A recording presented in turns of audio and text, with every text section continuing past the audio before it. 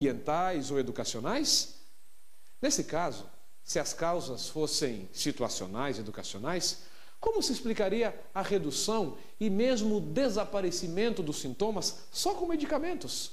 Além do mais, a maior incidência de depressão em quem tem parentes biológicos em primeiro grau com depressão. Será que as causas da depressão, então, são espirituais? Há muitas pessoas que creem assim. Será que são encostos? São demônios? Será que são espíritos? O curioso aqui é que com alguns comprimidos de fluoxetina ou sertralina, mais algumas horas de psicoterapia, pode-se exorcizar esses demônios, ainda que o médico ou psicoterapeuta não sejam religiosos ou espiritualistas. Portanto, há uma compreensão entre os profissionais de saúde mental que a depressão surge a partir de várias causas. No entanto, há alguns gatilhos que desencadeiam a depressão. A minha experiência e os últimos estudos têm demonstrado que há pelo menos 6 principais gatilhos que podem disparar uma depressão. Mas antes de apresentá-los, quero dizer-lhe uma coisa. Andrew Solomon nos ajudou a entender que a depressão, na maioria das vezes, chega desencadeada por um gatilho, 6 dos quais trataremos aqui.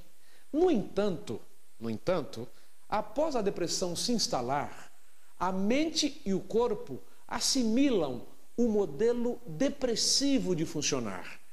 E depois, ao longo da depressão e com tratamentos e ajuda, se você elimina os gatilhos que dispararam a depressão, ainda assim a pessoa pode continuar com sintomas depressivos. Porque uma vez instalada, a depressão cria como que ramificações, tentáculos em várias áreas da vida. Vamos então aos gatilhos que desencadeiam a depressão.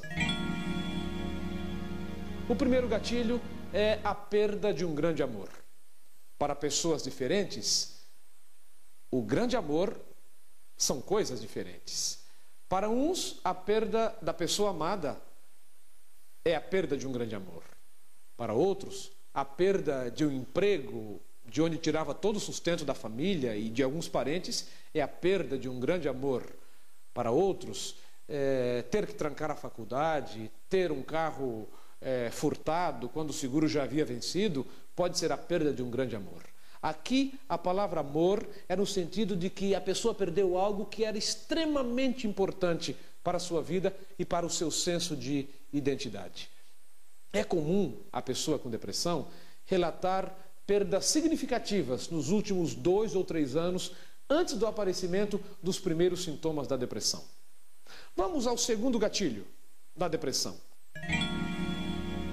Crises financeiras.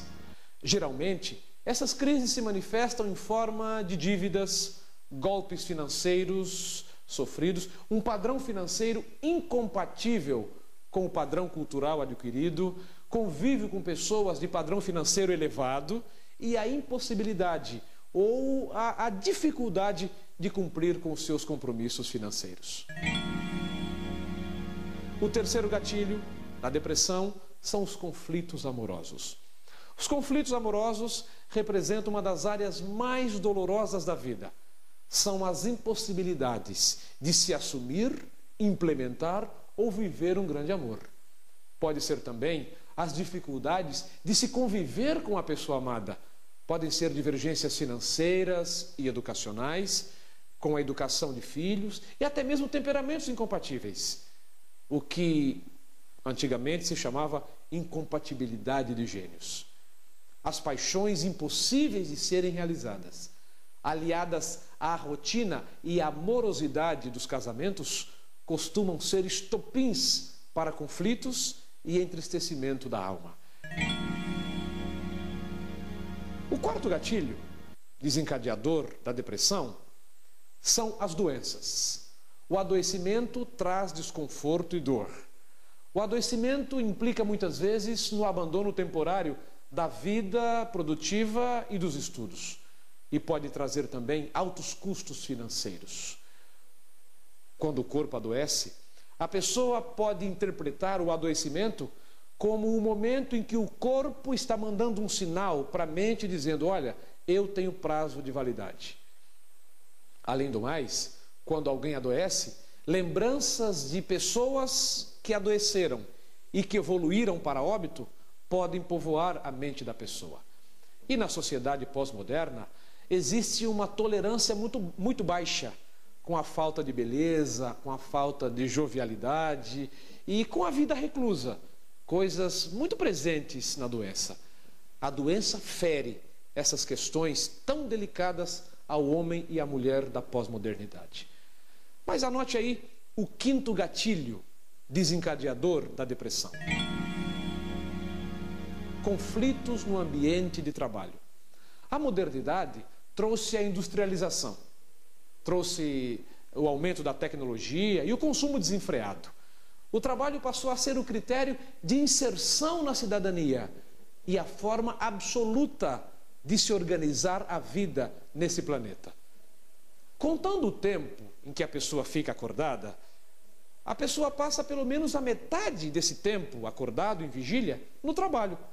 Ao contrário do que diz o senso comum, quanto mais tecnologia, mais tempo gastamos trabalhando.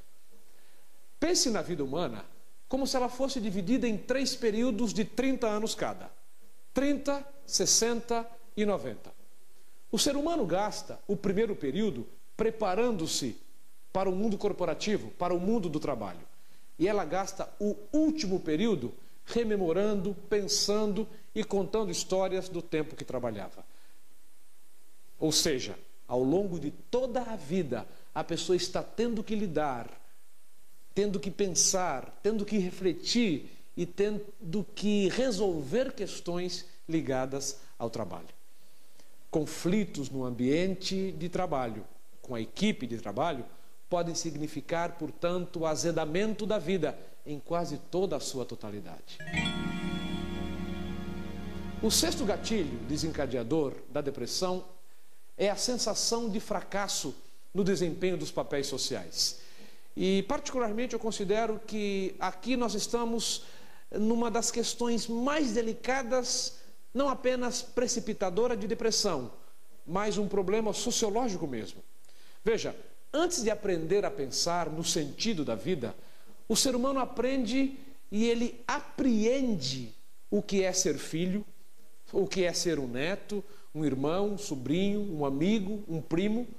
E depois ele descobre as agrúrias próprias do fato de ser um aluno, de ser vizinho, de ser membro de uma comunidade, de ser funcionário, namorado, marido, esposa, pai, mãe, patrão, motorista, membro de uma igreja, filiado a um sindicato.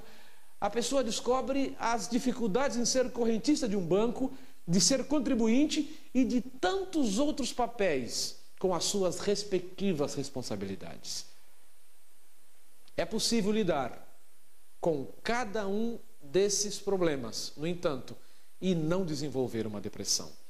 É o que chamamos de resiliência. É a capacidade de lidar de forma positiva com situações difíceis na vida. Mas, uma vez que a depressão se instala, muito provavelmente, alguns desses 6 gatilhos estarão presentes. Mas saiba você que estar com depressão não é vergonhoso. Estar com depressão não é moralmente errado. Estar em depressão não é falta de fé e, acima de tudo, você precisa entender que estar em depressão não é pecado. Mas como em qualquer outra crise da vida ou doença, o Senhor Jesus está pronto para operar milagrosamente na sua vida e na vida dos seus familiares. Quando o assunto é depressão, é importante dizer, os profissionais não falam em cura, mas eles falam em controle dos sintomas. Eles falam de uma boa qualidade de vida. E os profissionais indicam mudanças para se adquirir essa qualidade de vida.